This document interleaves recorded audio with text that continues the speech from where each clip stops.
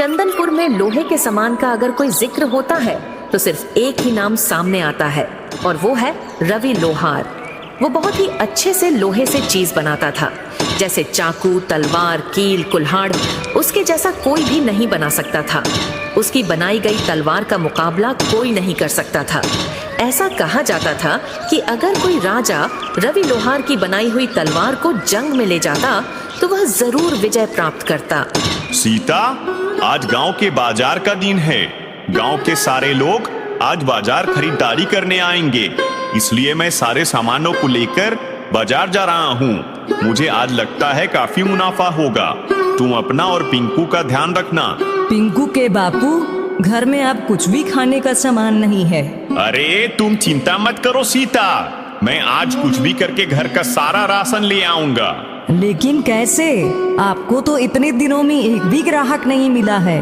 अरे हाँ भाग्यवान, कह तो तुम सही रही हो, लेकिन मैं कोशिश के अलावा और कर भी क्या सकता हूँ। आप यह लोहारी का काम छोड़कर कोई दूसरा काम क्यों नहीं करते हो?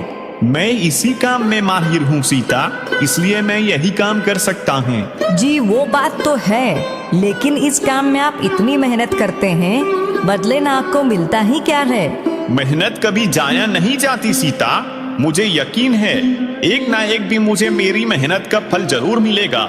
ये कहकर रवि लोहार अपने काम पर चला जाता है। सुबह से शाम होने को आई है, लेकिन अभी तक एक भी ग्राहक नहीं आया जिसकी तलवार बनाकर मैं पैसे कमा सकूं। अब मैं घर का राशन कैसे लेकर जाऊंगा? रवि बाजार में बैठा यही सोच रहा होता है कि तभी उसका साथी विष्णु लोहार आता है और कहता है, अरे रवि, तुम यहाँ इस तरह से क्यों बैठे हो भाई? क्या तुम्हारे पास कोई काम नहीं है? नहीं विष्णु, इस समय ना मेरे पास कोई काम है और ना ही कोई ग्राहक। ऐसे कैसे हो सकता है? तुम तो इतने होनहार लोहार हो, फिर भी तुम्हारे पास ग्राहक नहीं है।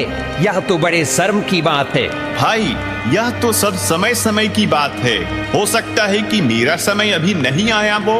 हाँ, सही बात है। खैर, मैंने तुम्हें यहाँ बैठे हुए देखा तो मैं तुमसे बात करने चला आया। वैसे मेरे पास तो बहुत काम है, इसलिए मैं चलता हूँ। विष्णु रवि का मजाक उड़ाकर वहाँ से चला जाता है, जबकि रवि चुपचाप वहीं बैठा रहता है कि तभी वहाँ एक आदमी आता है। सुनो भाई, यहाँ पास कोई रवि नाम का लोहार रहता है क्या?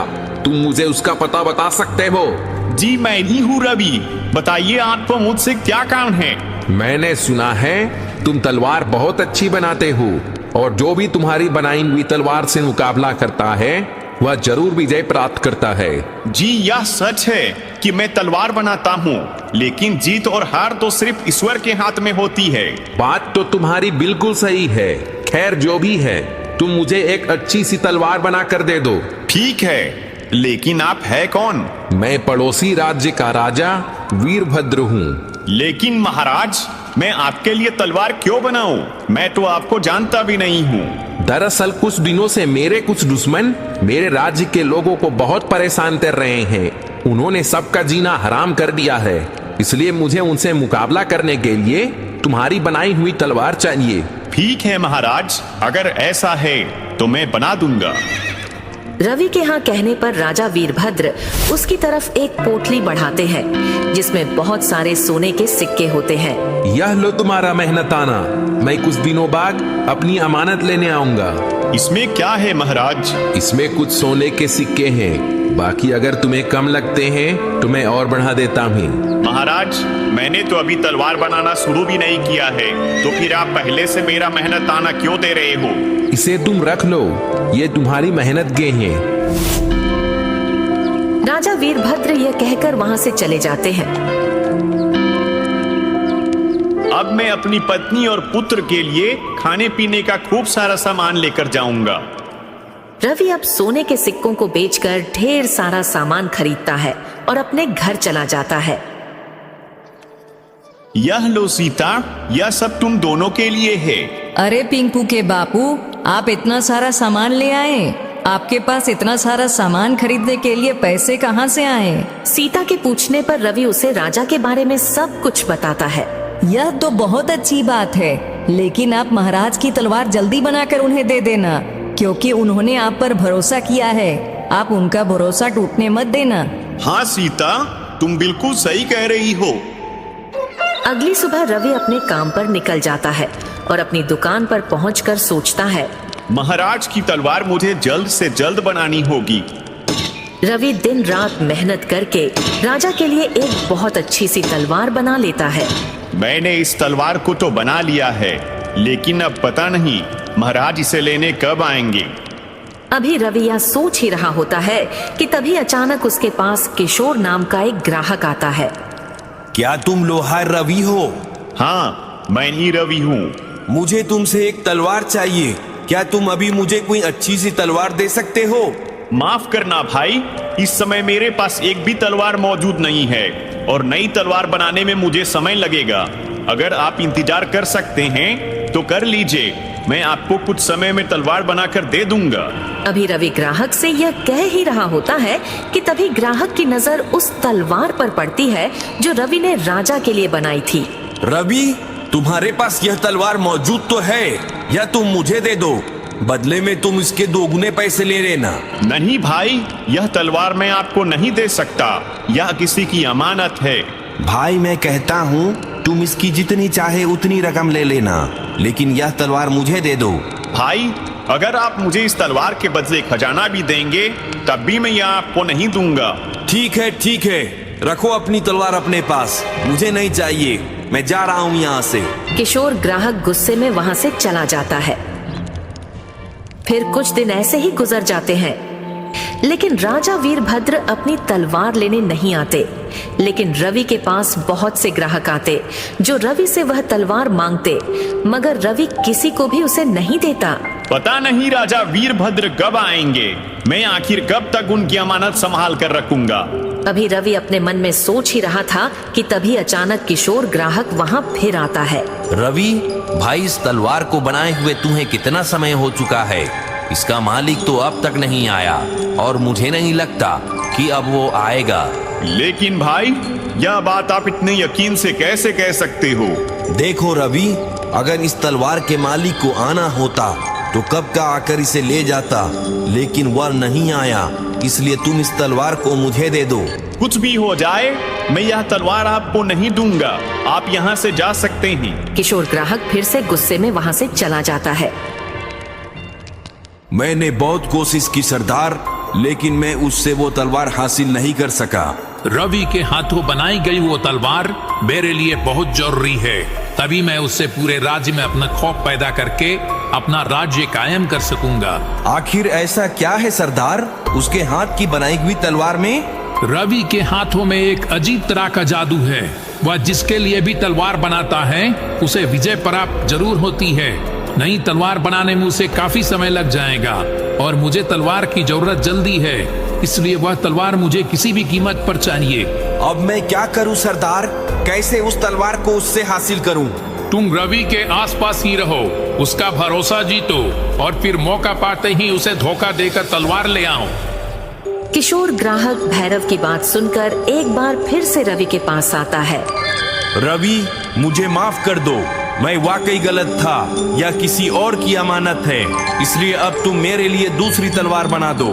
ठीक है, मगर इसके लिए मुझे थोड़ा समय लगेगा। ठीक है, मैं इंतजार कर लूंगा। किशोर ग्राहक के कहने पर रवि दूसरी तलवार बनाने के लिए तैयारी शुरू कर देता है। अच्छा है, यह बेवकूफ अपने काम में लगा हुआ है, मैं जल्दी से यह तलवार लेकर अपने मालिक को दे देता हूँ। फिर किशोर रवि को धोखा देकर चुपके से राजा की तलवार लेकर भाग जाता है और कुछ देर में रवि तलवार का नक्शा बनाकर कहता है, भाई यह देखो, तुम्हारी तलवार का नक्शा तैयार हो गया है। अरे अरे, वह आदमी कहाँ गया? कहाँ गया वह आदमी? अभी तो यहीं था। रवि किशोर को अपनी दुकान के आसपास तलाश करता है, लेकिन वह उसे कहीं नहीं मिलता। फिर वह अपनी दुकान पर वापस आता है, तभी उसकी नजर राजा की तलवार की जगह पर पड़ती है।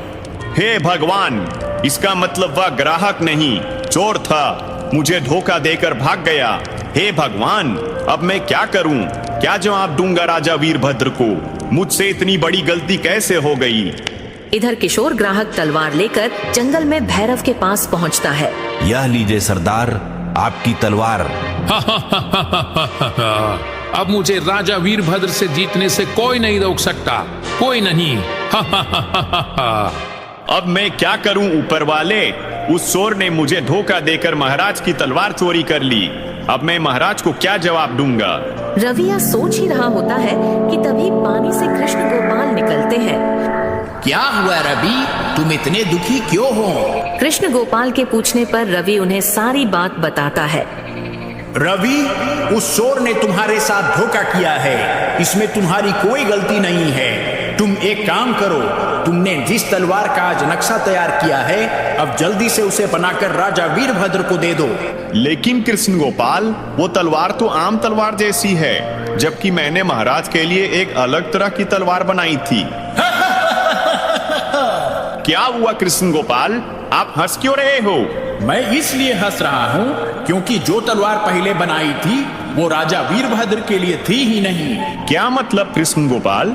जब तुम छोटे थे और यहाँ खेलने आते थे, तब मैंने तुम्हें वरदान दिया था कि जब तुम तलवार बनाने से पहले मुझे याद करोगे तो तुम्हारी तलवार में ताकत भर जाएगी। क्या सच में? मुझे तो ये पता ही नहीं था।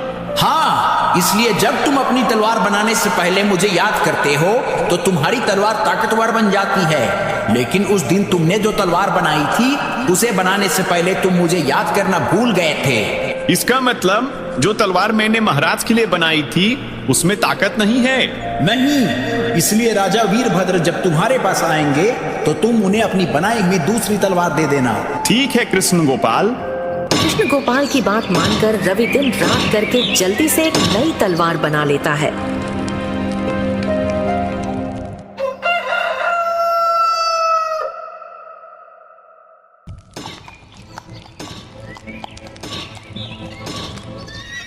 रवि, क्या मेरी तलवार बन गई है? जी महाराज, यह लीजिए आपकी तलवार।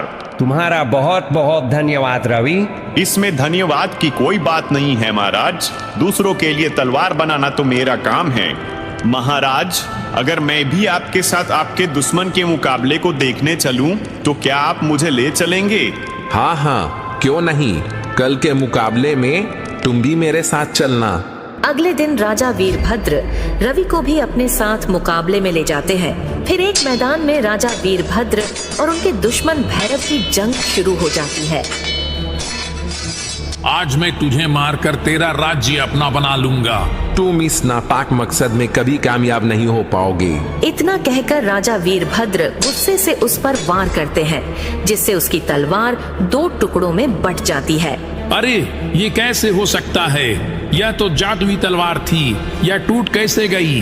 तूने रवि से धोखे से यह तलवार हासिल की थी, इसलिए देख तेरा यही अंजाम होगा। इतना कहकर राजा वीरभद्र उस भैरव को मार देते हैं और मुकाबला वहीं खत्म हो जाता है। महाराज, आपको कैसे पता चला कि दुश्मन भैरव ने मुझसे धोखे से तलवार हासिल की थी? उस दिन मैंने तुम्हारी और श्री कृष्ण गोपाल की सारी बातें सुन ली थी। फिर मैंने तुम्हें धोखा देने वाले उस किशोर को सबक सिखाया और आज इस दुष्ट की जान ले ली ताकि यह किसी और को धोखा या नुकसान ना पहुंचा सके।